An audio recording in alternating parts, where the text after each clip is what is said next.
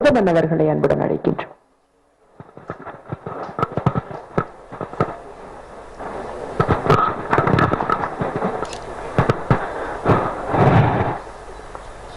ராஜாவுடைய அம்மா மல்லிகா அம்மா அவர்கள் உள்ளிட்ட இங்கே கூட இருக்கிற உங்கள் அனைவருக்கும் என்னுடைய வணக்கம்.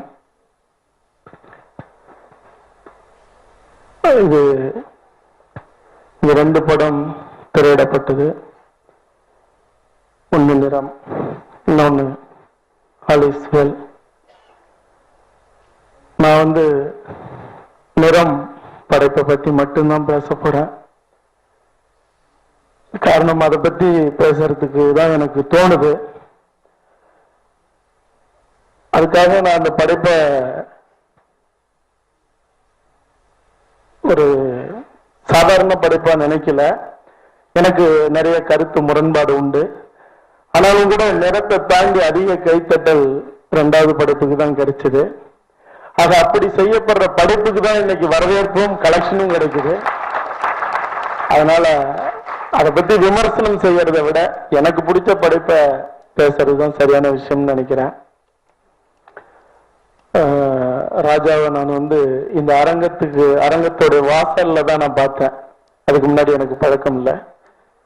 போராடி ஒரு இடத்துக்கு, ஒரு நிலைக்கு ஒரு இளைஞன் அல்லது ஒரு கலைஞன் வரும்போது அவனுக்கு தோள் கொடுக்கிறதுங்கிறது தான் ஒரு மரியாதைக்குரிய ஒரு விஷயம். ராஜாவை பத்தி நான் கேள்விப்படும் போது நான் உண்மையிலே ரொம்ப நெகிழ்ந்து போனேன்.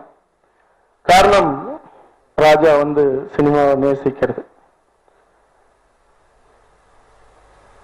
சினிமாவை யாராருக்கெல்லாம் பிடிக்குதோ அல்லது சினிமாவை யாரெல்லாம் காதலிக்கிறாங்களோ அவங்க எல்லாம் சினிமாவில் இருக்க முடியாது.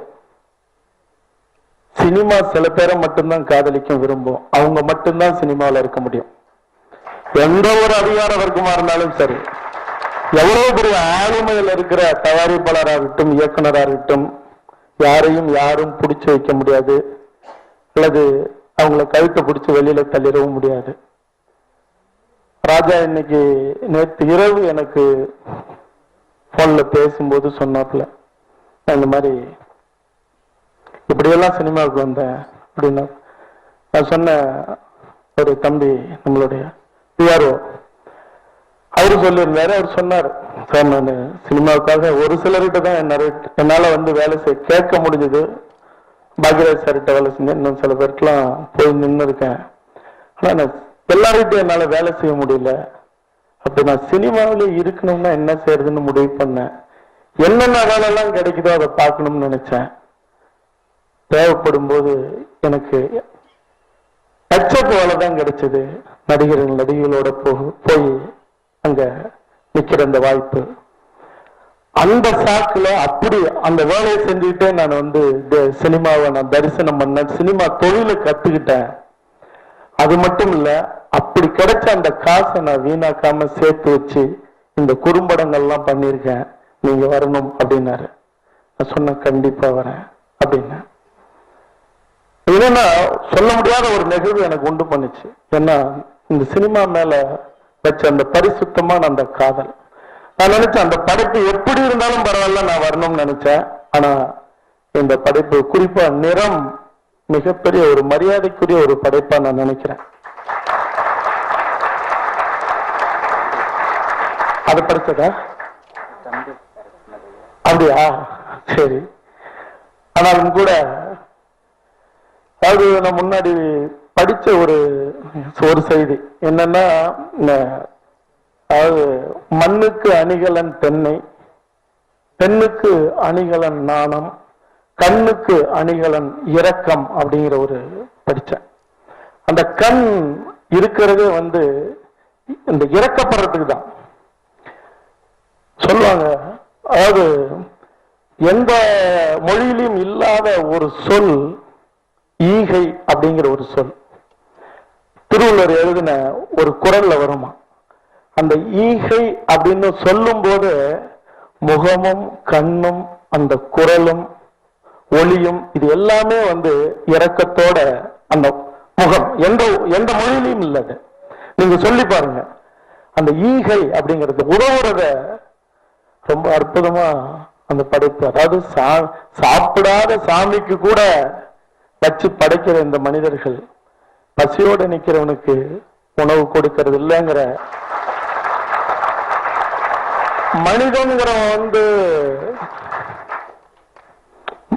மனிதன் ஒரு நாய் மேல ஒருத்தன் இறக்கப்படுறான், அவனுக்கு சுய நினைவு இல்லை. ஆனா சுயநினைவோட இருக்கிறவன் சாப்பாடு கொடுக்கறது இல்லை. இப்படிதான் இன்னைக்கு அதாவது இன்னைக்கு அற்புதமான இளைஞர்கள், ரொம்ப அற்புதமான இளைஞர்கள்லாம் இன்னைக்கு அழகான கதைகளோட இன்னைக்கு ஆனா நான் ஏதோ கோபத்துல வெறுப்புல எல்லாம் சொல்ல, இன்னைக்கு பதறுகள் எல்லாருமே இல்லை. ஆனா பெரும் சதவீதம் இன்னைக்கு ப்ரொடியூசரை கரெக்ட் பண்ணி வச்சுதான் சொல்லுவான், ஒரு ப்ரொடியூசரை கரெக்ட் பண்ணிருக்கேன் அப்படிமா, கதை சொல்லல பல விதங்கள்ல. அதெல்லாம் முன்னாடி போய் படம் பண்ணி அந்த ப்ரொடியூசரை காலி பண்ணி ஊருக்கு அனுப்பிச்சிடறான். ஆனா புறத்தோட நேர்மையா இருக்கிறவனுக்கு அவ்வளவு சீக்கிரம் தயாரிப்பாளர்கள் கிடைக்கிறது இல்லை. அவன் போறதுக்குள்ள வேற ரூட்ல கமிஷன் அடிக்கிறான். ஆனா இவன் ஒரு செட்டப் ஒண்ணு கூடி இழுத்துட்டு போய் காலி பண்ணி விட்டு ஊருக்கு அனுப்பிட்டுடுது. ஆனா சொன்னாப்ல சந்தோஷங்கிற இயக்குனர் பண்ணாருன்னு. ஆனா அதுல நடிச்சது ராஜா, என்னுடைய மகிழ்ச்சி தயாரிப்பாளர் மணிவண்ணன் சார் இங்க வந்திருக்காங்க. எங்க 2 பேரும் தான் வந்தோம். அந்த படைப்பு முடிஞ்ச உடனே அவர் என்கிட்ட சொன்னது அவர் நடிச்ச மாதிரியே தெரியல, எங்கேயோ யாருக்கும் தெரியாத ஒரு கேமரா வச்சு உண்மையிலே ஒரு பிச்சைக்காரன் ஒரு பைத்தியக்காரன் அலைஞ்சு சோறு வாங்கிட்டு தின்ன மாதிரி இருந்தது அப்படின்னு.